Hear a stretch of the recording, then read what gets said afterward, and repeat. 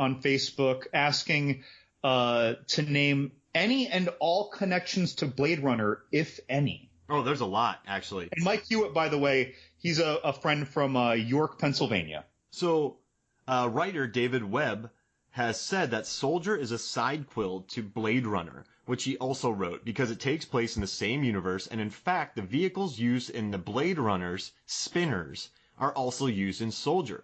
The premise of Soldier was actually based on an unused opening scene for Blade Runner, where a group of replicants are dumped and left for dead on an off-world colony. Both films were released by Warner Brothers, and both were box office failures that gained a cult following after being released on home video. So when you watch in the movie, they do have these spinners that they created. Also, they kind of have the junk planet where they're getting rid of people. They have just very tech heavy for the time companies. So yeah, this was a sidequel featuring the same world and equipment from Blade Runner. In the movie, were there anything? So the vehicles, that's the best link on screen. Would that be correct? Yeah, that's the best link. So they feature the same vehicles. Because when you told me that this was a sidequel to Blade Runner, all I could think was in what, where on the timeline? Because in my head, this would have been way before. Well, I mean, they say it's 1998, so we know it's before Blade Runner, I guess, right? But like in my head, it had to be earlier because we're selecting soldiers on the basis of birth, and then a generation later, we're doing it based on a little bit of breeding recombination, whatever. Even if we call it genetic manipulation, and we're nowhere near, Rutger Hauer and Daryl Hannah synths. Nowhere near. So this is probably a prequel, sidequel, but it's around the same time. Because what year did Blade Runner take place? So the sequel was 2049. So I'm going to say was it 2019? Oh, that sounds about right. Let me look at, people are screaming right now. They're screaming at the podcast right now. You sons of! I'm looking at my Blade Runner Blu-ray right now, so get over it. I just can't remember the dates. I keep thinking 1982, but that's when it came out. I'm saying 2018 or 2019. All right. So it came out. Well, I got to get to the plot. Yep, you're right. 2019. 2019. Okay. So it's a. But that was in 82, so they were looking into the future, whereas the beginning year zero looks into the past. Wait, but this 98, right? Wasn't it made? It was made current, so it came out in 98, but they were saying it started in 96. Right. That's what I mean. So the origin of Project Todd, if you will, was looking into the past. Yeah, you're Whereas right. in 1982, we were looking into the future to 2019 with our hover vehicles and whatnot. Wait a second, though. Wait, so in 96, they got the babies, right? Yes. Oh, so then they were past the time. Oh, that's right. They would have been, because Todd was like 38, right? Yeah. So so maybe he is becoming obsolete as far as soldiers go. And then there's some other crazy stuff going on with replicants on other planets. So you think Jason Scott Lee was really a replicant and not just some genetically selected thing? Ooh. I mean, the strength of him. It was really tough. I mean, I know you said that you've seen wiry people before lift more than they can, but there was a dude benching. But not like that. Not with that ease, though. I mean, he was 290 incline, just tossing it up in the air like a feather. Dude. So maybe they were. I mean, they had to have been if this is the time. It could have been that. I mean, because that was, and not only that, like you even think of a movie like Unbreakable, when he benches 500 pounds, he does it slow as hell for 3 reps. Yep. Or I'm sorry, when they show it in Glass, it was for 3 reps. And when we see it in Unbreakable, it's for 1 rep. Yep. Right? And it's slow as hell. It's hard. These dudes, they're repping 290 as if they could do that too, except this is some little wiry dude that I think that Bruce Willis could throw across a room. So I think they probably have some form of replicant to them. Yeah. I'm going to go. I dig that. That makes me more comfortable with it because I'll never French press like that. I'll never incline French press like that. I could, if I put on 100 pounds of muscle, well, maybe 50, then maybe I could do that. Yeah, but I'd be gigantic. I'd be world's strongest man big then. Yeah, if you're the mountain doing that. I'm just saying, like the mountain might be able to do what we saw, but the mountain has more than twice the mass of that human being that we saw doing it. I didn't see. You see how much this troubles me, actually. You're starting to short circuit. Okay, all right. Okay, I'm gonna bring it back. Okay, Jason Isaacs, your soldiers are obsolete. Jason Scott Lee, who is Kane. Yeah. They think that he kills Todd when he kills the other guys in a chain climbing training incident. Yeah. And when we're testing Gary Busey's like, what about Spirit? and so they think he's dead. And without even checking his vitals, they put him on some garbage dump space launch mission onto some garbage dump planet. And Todd finds himself on this kind of combination of a landfill and dune. Yep. Kind of. How long was he on that? So, I gotta do something. I gotta do it before I forget, because I was very happy about this. So when this movie started, I'm like, what's this? What's that? What's this? And the movie, to Paul Anderson's credit, they keep answering a lot of questions that I had. So, like, how did they get to the trash planet? Later on, they're like, oh yeah, we crash landed. How do they make food? You see their garden. I was like, why does this kid never talk? Like, oh, because a snake bites him. I'm like, how long was he on this trash barge? Every 20 to 30 days. Why are these things not too smart? And Busey's like, you should have made them smart, not fast. So almost every question I had about these movies, they kept answering. So I got to give it credit for that. And when you mention the kid, we're talking about the community of people, including Michael Chiklis, the scarf giver, choked out, or on the trash planet. On the trash planet, which, by the way, like that all felt like very it felt very Waterworld to me, the way that community governed itself and handled itself. It felt very, now this is a movie that came afterwards, but it felt very Zion and the Matrix. It felt very Judge Dredd, kind of the elder democracy. Yep. That they have. Like, it's funny because at first I felt like, oh, this is just like this movie and this movie before it. And then I'm like, oh no, it also felt like this movie and this movie after it. And it just occurred to me, like, that is just this post-apocalyptic template that fits so well. Yeah, you can just yada yada it in.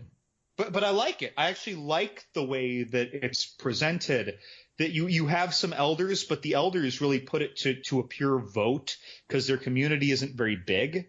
But I don't know. I like it. I like their insulated fearfulness of an outsider like Todd.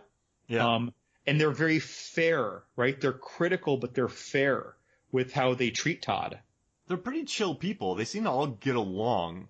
There's that one Irish guy that's kind of trouble. The real skeptical guy. The one who was trying to hide that accent, but he could never quite hide the accent fully. That actor was trying so hard to hide that accent, but I'm like, dude, even if you were 100% doing a standardized American accent, which there's no reason for, we're on another planet, but even if you could, right? Yeah. Your eyebrows, all I hear is, oh, look at the McCaffrey boys over there. Good, Russell. Oh, wait, no, that's Scottish. My bad. How much can you French press? But also, and then I kept going, hey, why do they have so many neon lights? How is the power working in this place? But they have that generator type thing that always runs. So this movie, I kept wanting to be, you know how my brain works when I see things in movies. I just like, wait, I got to figure this out. But they kept answering it. So I did appreciate that. And then also, I mistook Connie Nielsen for Saffron Burrows. I feel pretty silly about that. Saffron Burrows, was she in Deep Blue Sea? Yeah, but I thought Connie, I mistook her for Connie. But they glory lit the crap out of Connie Nielsen in this movie. Everybody had different lighting than she did. I don't know if you noticed that. Yeah, well, again, you know, she was another thing that actually reminded me of Waterworld specifically. What was that actress's name in Waterworld? But it reminded me of Jean Tripplehorn. Yeah. It reminded me of how they presented Jean Tripplehorn to the Mariner, who was kind of not asexual, but, you know, kind of close in the sense that he was so self-insulated. And that felt very analogous to me to Todd, who had never really been exposed to women outside of full military garb. And then all of a sudden he sees her, like, it was very innocently shown, like she's just hanging up some things on a drying line, like a clothes line. He sees her breasts through her shirt. She's wearing a shirt. And he momentarily looks down at them, looks back up at her. She catches it. And even then, she even kind of reacted almost like, it was almost like a 12-year-old was doing it. Like, he really wasn't even sure why he was looking at it. You know? Like, I like the way that dynamic was presented. I honestly think, though, the movie paints a picture as if Todd is going to overthrow her husband or kill her husband or pursue her when nothing like that ever happens. Yeah. It feels like it's going in that direction. And even when I watched it a second time, because I watched it twice in the last week, I already knowing and being reminded of what really happens in this movie, it still felt like they were drawing you to that potential danger. And it might just be that that Todd was so incredibly insulated that those feelings could never manifest or mature to a point of danger, contention, questionability, conflicts. That's my guess. I don't know. I'm with you. I'm with you on that. But I like that dynamic though between I can't remember the characters' names. Connie Nielsen and Sean Pertwee, the who take him in. But their whole family dynamic, I liked that it was a great emotional teaching tool. And how like you said, with the snake that bit the boy when he was younger, and then Kurt Russell, Todd is introduced to the notion of these snakes. A lot was done with that, and I think most movies that tried to do this would have overdone it. And here it felt right. It felt like a naturally executed tool. Yeah, and it's a nice ABC thing. You believe that Kurt Russell would teach a kid how to murder a snake because he thinks he could do it easily.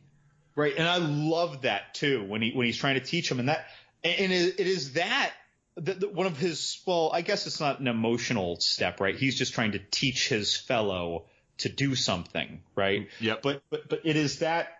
Well, maybe it's not good-hearted, but it's still that act that gets him exiled. Yeah, and then later on, the kid comes back and saves. Well, I guess that thing wouldn't have killed the dad. They said it's not enough to kill him, but it would have put a hurting on him. That snake when it bit him. I mean, Connie Nielsen, she said that it would definitely kill the child, that it would be dangerous even to her. I don't think Sean Pertwee's that much bigger than her. It's just that Kurt Russell is much bigger than both of them. So you watch that scene, that snake was actually on them, and they were frightened for their lives. But the snake's mouth, if you see it, looked like clipped shut.